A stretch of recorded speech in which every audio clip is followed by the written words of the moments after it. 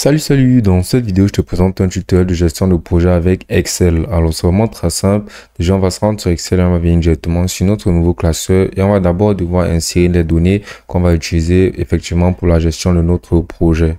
Mais d'abord, on va devoir réfléchir à quel projet exactement on va devoir entreprendre sur la plateforme ou gérer. Donc, ce qu'on va faire pour le cours de cette vidéo sera tout simplement un exemple de projet d'organisation d'un salon professionnel qui est tout simplement un événement professionnel. Donc, sans plus tarder, on va insérer nos données. Et voilà, nos données seront proprement insérées à travers ce tableau-ci. Donc, sur ce tableau, on peut voir la tâche, on peut voir les responsables, le début, la fin, la durée en jour, le statut et les commentaires affichés sur une tâche en particulier. Donc, maintenant ici, là, on peut voir le nom, on peut voir les dates qui sont insérées ici, elles sont directement insérées en format de date. Maintenant, pour pouvoir insérer la durée en journée et pour que ce soit directement calculé à travers en utilisant Excel, tout ce qu'on va faire sera de cliquer ici pour le coup. Et ici, on va tout simplement utiliser la formule en cliquant dessus qui sera égale à D2 et ici là moins C2. Voilà. Maintenant, ça prendra automatiquement en compte le calcul de faire une soustraction entre la date de fin et la date de début. Voilà. Maintenant, on va appliquer cela. Maintenant, on va tout simplement étirer pour que ça s'applique à absolument tous nos autres blocs. Et voilà, ça fera en sorte de faire la soustraction entre ces deux dates-ci. Maintenant, pour procéder, on va venir insérer notre diagramme de Gantt. Et pour ce faire, c'est vraiment très facile. Ce qu'on va faire sera de sélectionner absolument toutes les cellules où on voudra faire intervenir notre diagramme de Gantt. Donc, ce qu'on va faire sera de sélectionner tout ceci.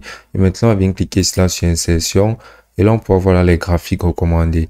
On peut voir les histogrammes, on peut voir divers types de graphiques qu'on pourra utiliser. Et ce qu'on va faire sera de cliquer ici sur graphique recommandé. Et on sera recommandé certains graphiques qu'on pourra directement appliquer.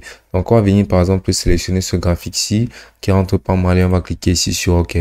Maintenant, on pourra voir que notre graphique sera présenté et il représentera basiquement certains trucs qu'on peut voir ici de durée, statut et commentaires.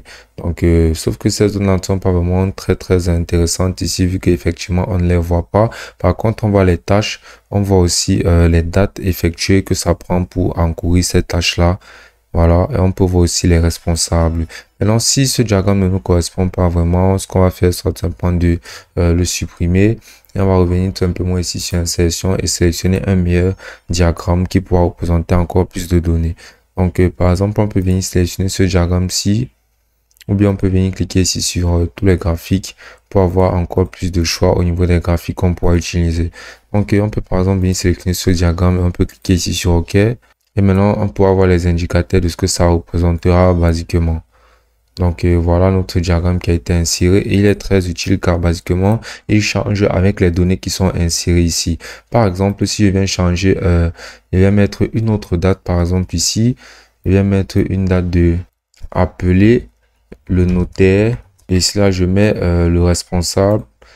Voilà, on peut déjà voir que ça a changé. Et ici, on a maintenant appelé le notaire. Si je viens insérer cela une date de début qui est autre que cette date-ci, par exemple, je peux mettre ici là le 2. On peut voir que directement ça affectera sur le temps de productivité. On peut apercevoir ici, donc ça augmentera les jours. Donc ce sera un tableau responsif à travers lequel nos données pourront varier avec ce tableau pour beaucoup plus de représentations visuelles et graphiques plus faciles à comprendre. Maintenant, on peut aussi créer un autre tableau pour les feuilles de dépenses. Donc, ce qu'on va faire, c'est de venir cliquer sur le plus ici en bas. On sera redirigé vers une nouvelle feuille. Maintenant, on va venir entrer nos données. Et voilà, pour le coup, on peut voir le poste A, qui est les dépenses, B, montant prévu, montant réel, écart. Donc, maintenant, on va devoir configurer cet écart-ci, car ce sera tout simplement la soustraction entre ces deux colonnes-ci. Et on va faire comme au préalable, on va tout simplement venir entrer égal C2 moins B2. Voilà. Après avoir double-cliqué dessus. Maintenant, ici, là, on peut venir augmenter les informations de ce cadre aussi. Par exemple, on peut mettre montant réel 100. Et ici, on peut voir là divers qu'on va laisser peut-être à 20. Et maintenant, on pourra voir là qu'il n'y aura pas de correspondance ici. Donc, ce qu'on va faire sera de double-cliquer. Et maintenant, on va porter ceci. Non. Et maintenant, on va faire en sorte d'appliquer aussi cette règle à ces autres sections. Là, on va mettre B3. Non, on va mettre C3 moins B3. Là, on va mettre C4 moins B4. Et voilà, on verra maintenant qu'on aura notre résultat qui correspondra à des écarts nets. Pareil pour durée, maintenant on va juste mettre C5 ou D5.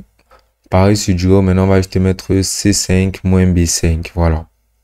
Donc, ça aussi, on pourra créer directement un tableau de Gantt, mais ce sera pas très utile car on aura purement et simplement les écarts souhaités.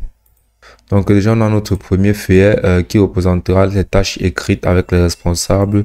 On va venir faire en sorte de couper ici là notre tableau de Gantt et on va venir ouvrir un autre feuillet qu'on va venir maintenant coller notre tableau de Gantt. Et pour le coup, ce feuillet, cela sera tout simplement la timeline qui représentera basiquement les deadlines et autres informations concurrentielles. Maintenant, notre première feuille représentera cette feuille avec notre donnée. Et ici, on aura maintenant notre dernière feuille qui représentera les montants dépensés avec les écarts sur le projet qui a été mené. Donc, ainsi, on pourra avoir un petit gestionnaire de projet ici qui sera très intuitif et qui variera aussi avec les données qu'on entrera dépendant du projet, des personnes responsables du projet et de ses enjeux. Maintenant, on aura juste maintenant le partager, tout simplement en venant cliquer ici là sur fichier et là sur enregistrer pour enregistrer notre fichier Excel.